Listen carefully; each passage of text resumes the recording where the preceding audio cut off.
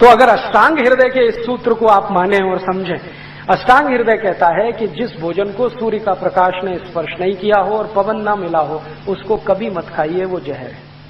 दूसरी हमसे क्या गलती हो रही है, हमने अपने घर का नाश्ता ऐसा बनाया जो यूरोप और अमेरिका में मजबूरी में खाया जाता। मैंने कहा ना, पाव रोटी, डबल रोटी, बिस्किट, अब हमने घर में शौक से लाना शुरू किया। ज्यादातर घरों में ब्रेड पकौड़े नाश्ते में मैं देखता हूं, या ब्रेड का कोई ना कोई प्रिपरेशन नाश्ते में मिलता है। पूछो, कहते हैं बहुत इजी है। इजी तो इडली भी है, सांभर भी है, उत्तपम भी है, रसम भी है, डोसा भी है, और हलवा से ज्यादा इजी कोई चीज नहीं। सबसे सुरक्षित, सबसे पौष्टिक हलवा के बारे में आप जानते हैं? मेरे पास कोई ऐसा पेशेंट आ जाए जो ऑपरेशन करा के आया हो अभी घंटे भर पहले, मैं उसको कह सकता हूं कि घी का हलवा खा लो, इतना सुरक्षित है। उस पेशेंट को रोटी नहीं खिलाई जा सकती, दाल नहीं खिलाई जा सकती, चावल नहीं खिलाया जा सकता, कम से कम 15 दिन।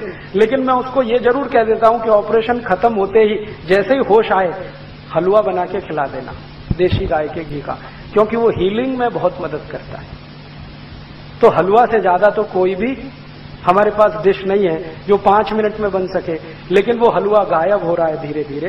पाव रोटी आ गई, डबल रोटी आ गई, बिस्किट आ गया, घर में नूडल्स आ गए, और सवेरे के नाश्ते में ये जरूर है। और आयुर्वेद कहता है कि सवेरे का नाश्ता ही सबसे ज्यादा मजबूत होना चाहिए, उसी में भरपेट हम पाव रोटी, डबल रोटी खिला रहे हैं। कभी कभी बच्चों का बहाना बना देते हैं, जी खाते नहीं वो, आपने खिलाने की आदत नहीं डाली तो वो खाएंगे क्यों?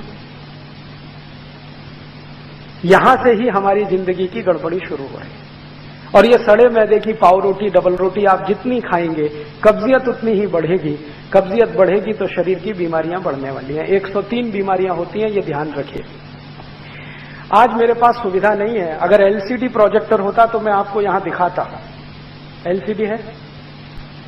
एलसीडी प्रोजेक्टर हो तो मैं आपको दिखाता कि जब आप ये खाते हैं ना, मैंने इस पे बहुत सुंदर स्लाइड्स बनाई हुई कि जैसे ही पाव रोटी खाते हैं तो अंदर क्या होता है पेट में जाने, डबल रोटी खाने के बाद क्या होता है, बिस्किट खाने के बाद क्या होता है, चाउमीन और नूडल्स खाने के बाद पेट में क्या होता है, कैसे कैसे वो कहां कहां चिपकता है, कितने एरिया को वो कवर करता है, और फिर कैसे आपको कॉन्स्टिपेशन बनाता है।